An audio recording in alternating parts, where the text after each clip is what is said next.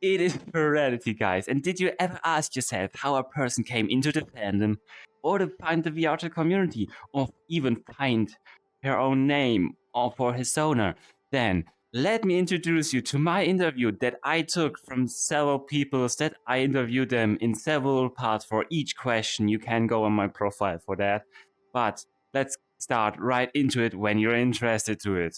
You will not miss out. So, second question is, how did you find your own name? Me, my brother, and my sister used to watch this movie called The Last Mimsy, and I had a lisp when I was younger, so I used to say Minxie, Last Minxie, and my brother, in 2008 he passed away, and that name always that word Minxie always had like a really really deep meaning to me, and when I decided to change my name, I was like, what name could I give him? This like something that means a lot to me. It's always gonna be Minxie. A lot of people have always said that I've kind of had like a wormish personality to be around, and Flair just kind of. I liked how it sounded, and warmth or like safety, type scenario. So just kind of like try to be a warm person to be around, and so the name Flair kind of fits with the fire/warmth theme. I feel so. The name Zaldar. This is the deepest story you're ever gonna hear. It's the best. There's so much meaning to his name.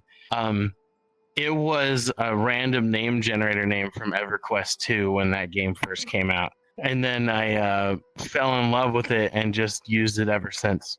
And that's literally it. It was just a random name generator.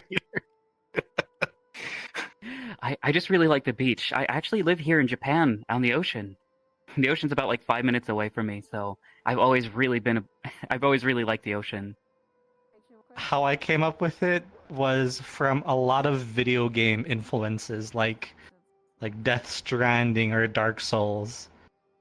So there's like some characters in there that I'm sure you'll figure it out, that I decided to squish together, and then it just made sense. Okay, so I mean, I guess my Sona's name just kind of comes from the gamer sort of tag name Rural Cities. It does, because it just kind of evolved from that, I guess. Really, there's not really any story from that apart from where I got the gamer tag name from. Really, I spent several days while in high school, like during my free time between like assignments, like writing down a bunch of names. And I would write down a bunch of them, and I would go through each one and see which one I liked the most, which one I didn't like. And like I eventually just narrowed it down to Flick. I almost went with like Link or something like that, but I eventually just chose Flick. I thought it sounded nice off the tongue. Flick.